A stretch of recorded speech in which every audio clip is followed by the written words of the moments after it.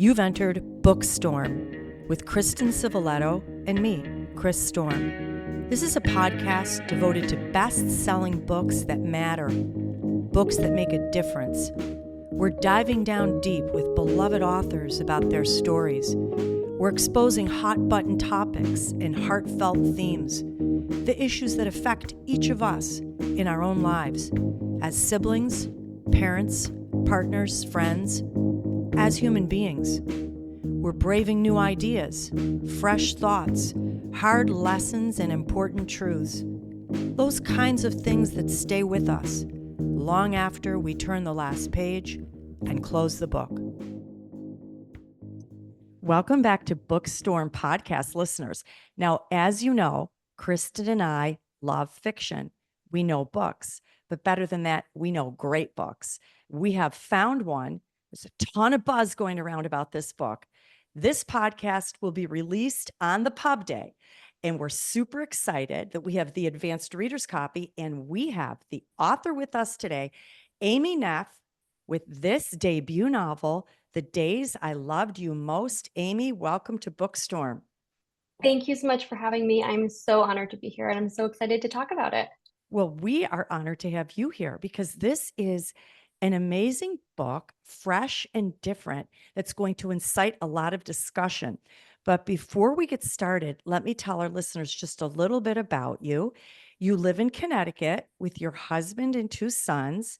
And I love this. The backdrop of this book reflects your childhood beach summers.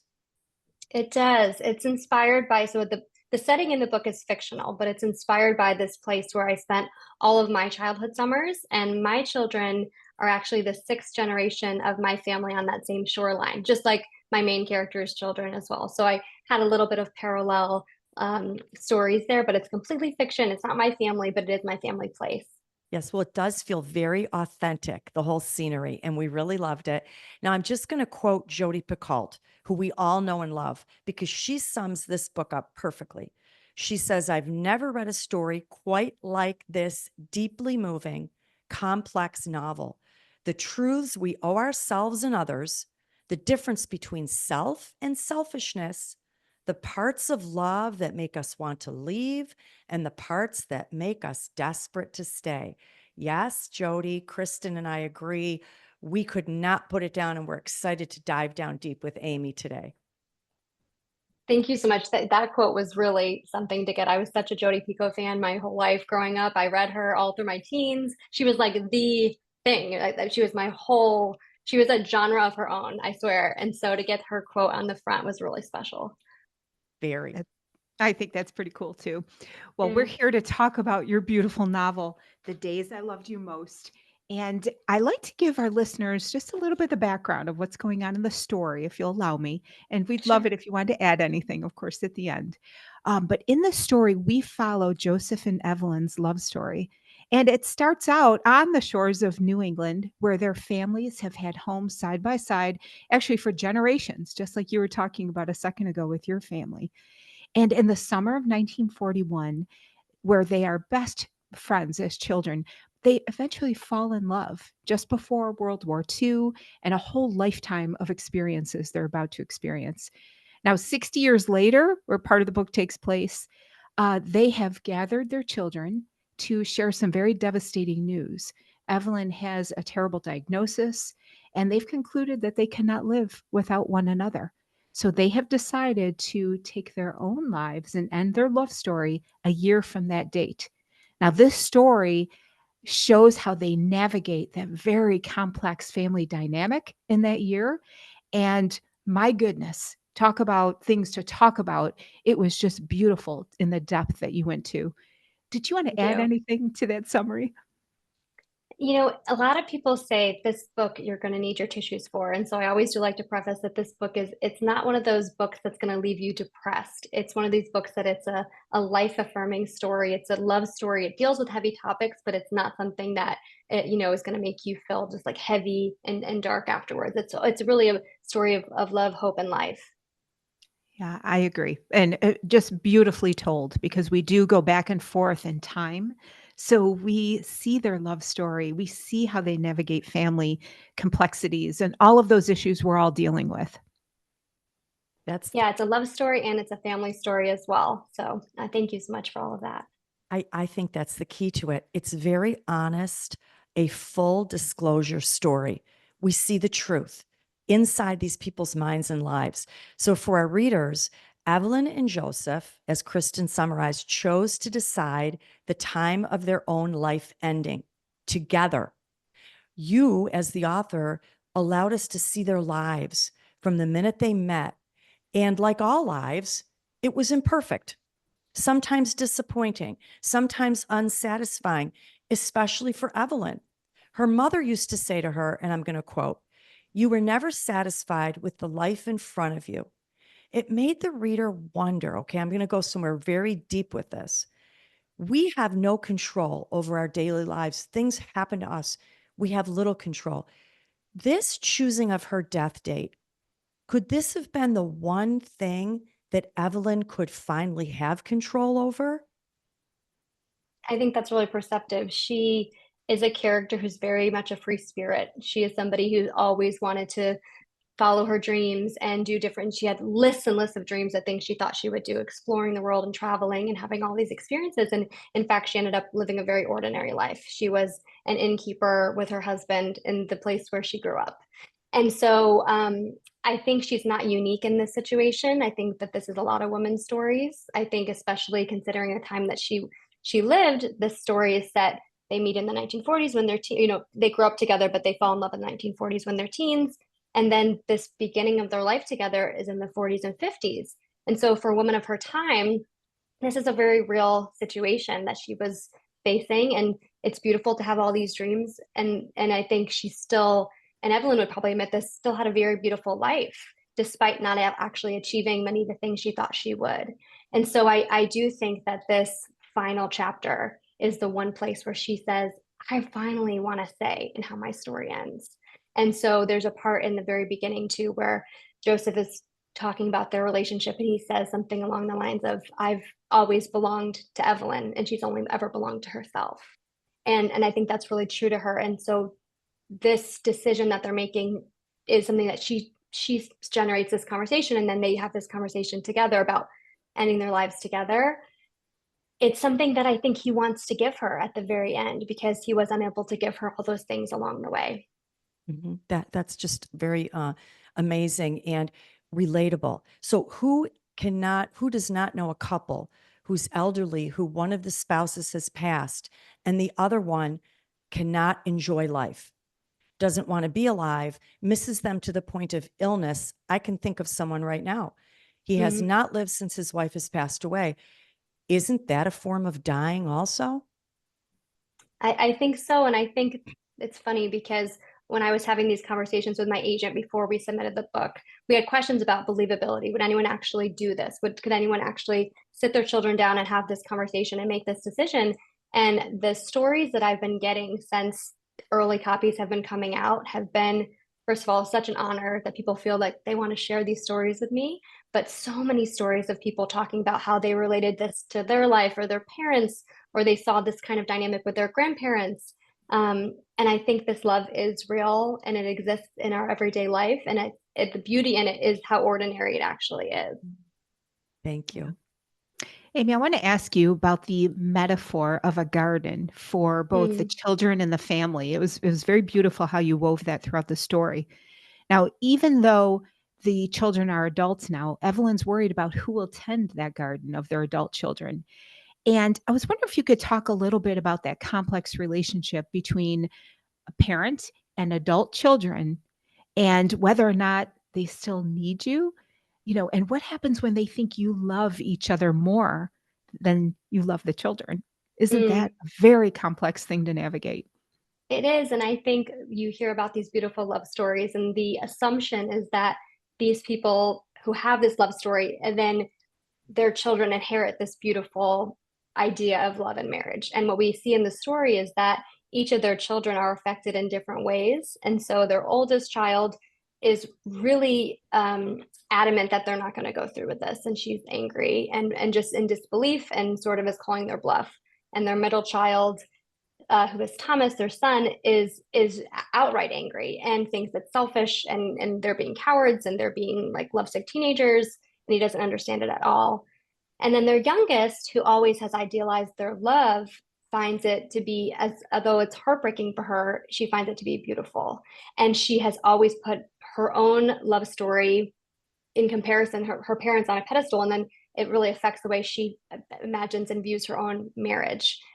And so I think in this situation, you have a parent-child dynamic where they're not always honest with each other. They don't actually share the reality of what's happening behind closed doors. And Evelyn and Joseph do have a beautiful love story, but they also have a very real life and marriage. And so they have gone through things their children don't know about and have never learned. And I think their children have, as close as the family is, there's a bit of a distance in that honesty. And so I think, and I'm trying to circle back to your original question. Remind me that last bit of your question here. I think Yeah. Well, do you think children need to feel that they are loved more than the parents love each other? Yeah, so I think going back in this situation, because they weren't as honest with each other as they could have been, there's still that parent-child dynamic. And so even though they're adult children, they are not actually treating them fully as peers and adults. There's still that feeling of needing to protect them and needing to conceal this truth until some things happen in the book, and I won't spoil, but some things are revealed to their children along the way of how life really is, and what you can really look for in your own life, the beauty in your own life, and it doesn't have to be perfect. Yeah. And I love that each child, adult child, was going Mm. through some very real difficulties, things they were navigating, life choices. And I think they all felt like they wanted their parents' guidance and input. And there was almost that feeling of abandonment and resentment. Oh, completely. And the first opening scene, they present this decision to their children, and there's outrage, there's disbelief. It's a really real reaction because they feel like it's arbitrary in a way for their parents to just decide to end their lives and make a unilateral decision that affects everybody. Yeah. So true. We can all relate to this story. Absolutely. Now, here's something that goes without saying, but I want to say it. I always say that we carry on in life as if we're going to be here forever.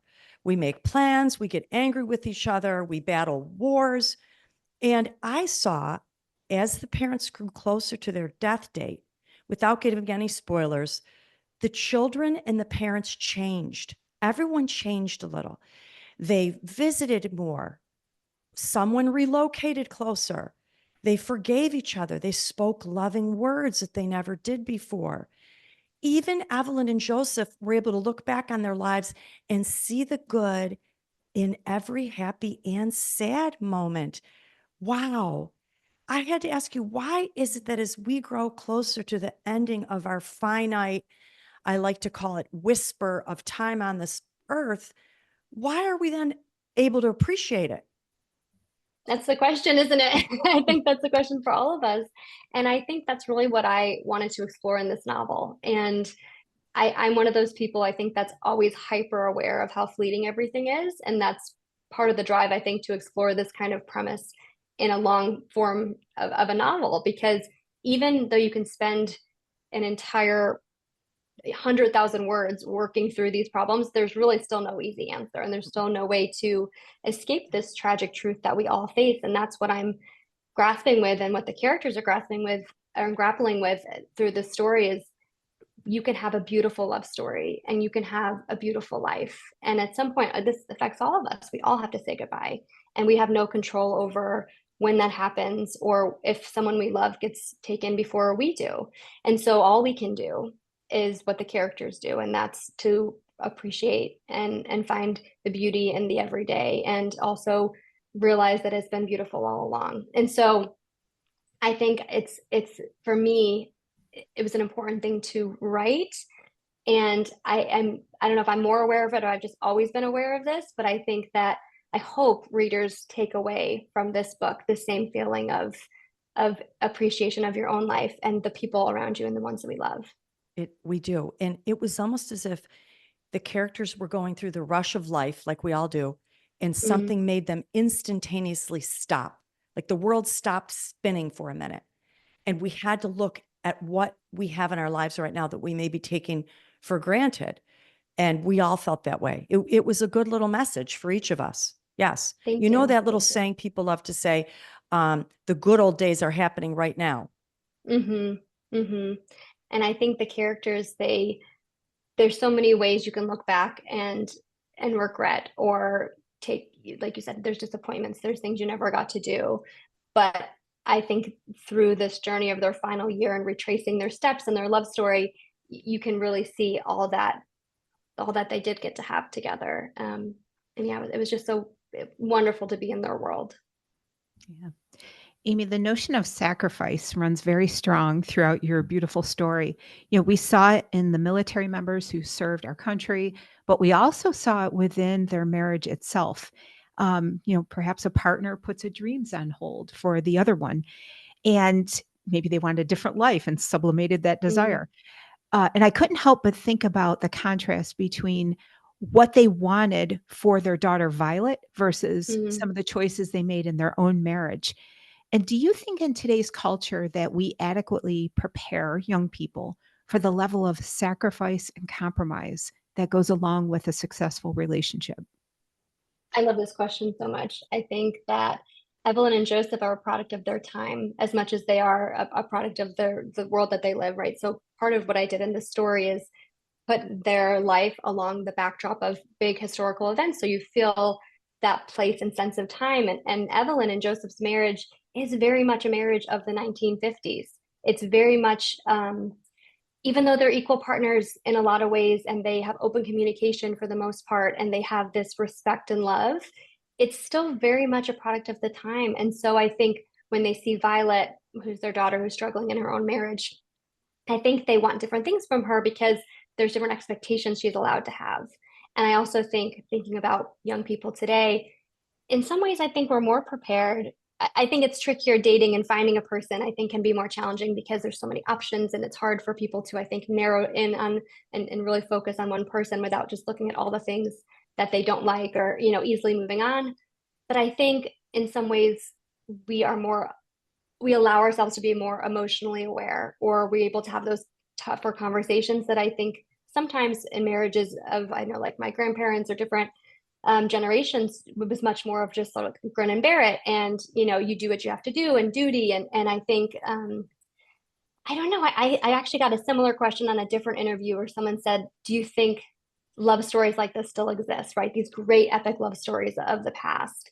And I think they do. And I think I will always believe in love. And I think I will always root for love. And I think they just look different today. But the marriages that I'm in, and the marriage that I'm in, and the marriages of my close friends are also deep friendships and a true respect and partnership. So yeah, I will always side with love.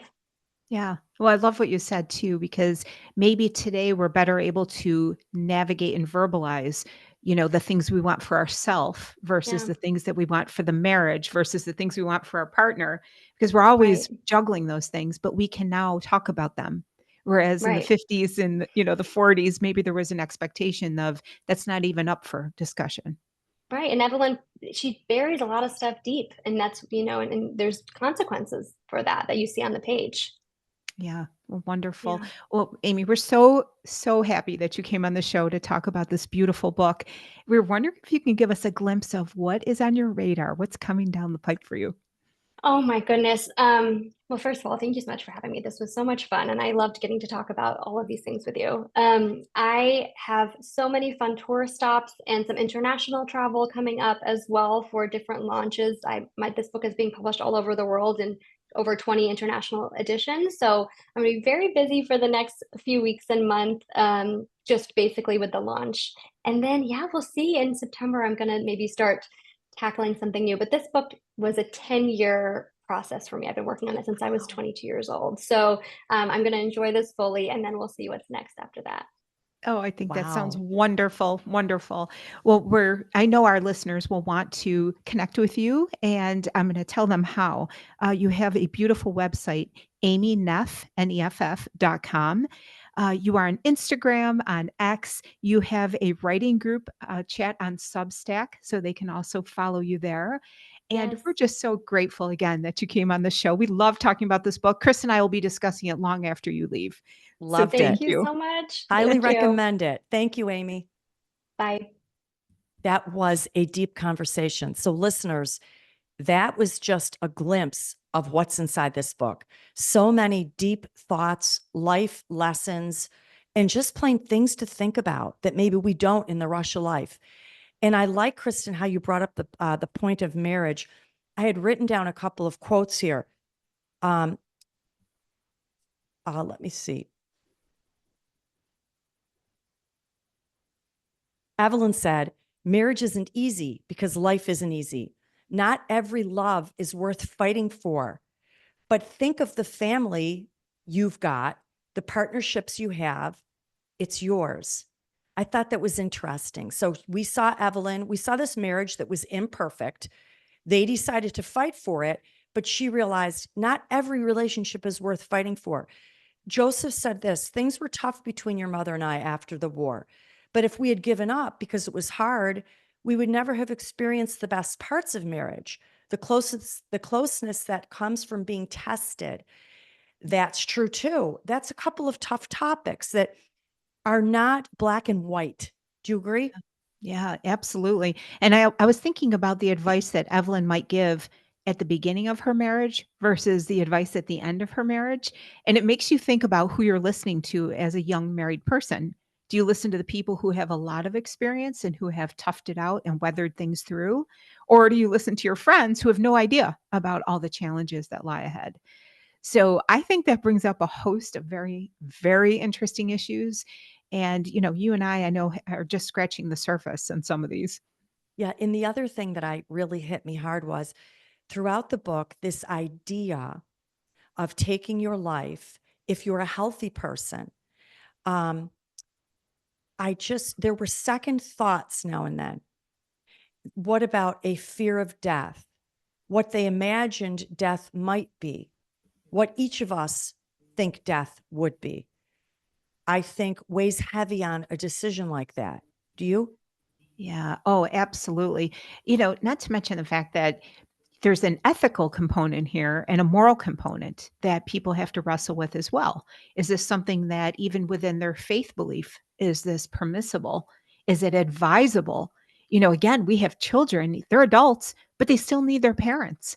And, if you look at the story of Evelyn and Joseph, their adult children need their parents more than ever at the ages they're at, because this is where they're navigating the very toughest issues in a marriage. Mm-hmm. So shouldn't they benefit from having that guidance and advice? I don't know. To me, there's so many ethical issues here. I'm going to play a little devil's advocate that adult children sometimes need to realize that adult parents are allowed to live their own lives. And that although we still love our children, we are allowed to make decisions outside of them because now we have raised them. That's, I think, where Evelyn was going with this. This is my life. I finally have control. Now, as far as Joseph, that was another whole entire story. But you're right. It's an individual choice, because at one point, I think Joseph said, what if there's nothing ahead? And she said, well, then there's nothing. Now, I'm going to tell you, I'm a God believer, so I do believe in heaven. And so I've got a real peace about this in my own mind. But what would you do if you didn't know, or you thought there was nothing? Would it change the whole dynamic? I agree. And listen, I also think that your motivations for this type of sacrifice is also something that needs to be examined, because here, and I wanted to ask Amy about this, there's just never enough time, but here we have Joseph who professed his love, his undying devotion. But I also have to wonder if there's a little bit of an element of atoning for not following through on a promise that he made to Evelyn when they were very young. And so is that fair? Is that right out of guilt to sacrifice your life? Mm-hmm. I don't know. That's a really good point. There are Mhm. so many issues here. We don't even have the right answer. I mean, there's just so many Yes. ways to look at this and analyze it that it's just an intriguing story. Really Yeah. recommend it. I think it's going to be popular. I think so too. Well, I want to tell our listeners about some other very popular books that we have coming up. We have an amazing summer lineup and into fall. We've got Preston and Child, Angel of Vengeance, Jamie Brenner, A Novel Summer, Jeffrey Deaver and Isabella Maldonado, Fatal Intrusion, Brian Freeman, writing for Robert Ludlum, The Born Shadow. Amy Runyon, Mademoiselle I Fell. Shelley Noble, The Colony Club. Of course, we talked to Amy Neff today. Can't wait for this one to come out. Jessica Strasser, Catch You Later. Fran Littlewood, Amazing Grace. M.P. Woodward is writing for the Tom Clancy franchise, Shadow State. And Lori Frankel, Family. And listeners, stay with us on the radar. We've got you in 89 countries, 1,800 plus cities across the entire world and all 50 states in the U.S. We are very thankful to you. We ask that you share our social media. We love having you involved and engaged, and we love hearing from you as well. You can find us on Facebook. You can find us on Instagram, on X, on TikTok, and our website, BOOKSTORMPodcast.com. And you can find us on YouTube. Just search Bookstorm and Podcast, and we should come right up, and you can see these amazing authors as they are talking with us about their books. Until next time, listeners, one of the best ways to brave the storm is to dive down deep into life-changing fiction.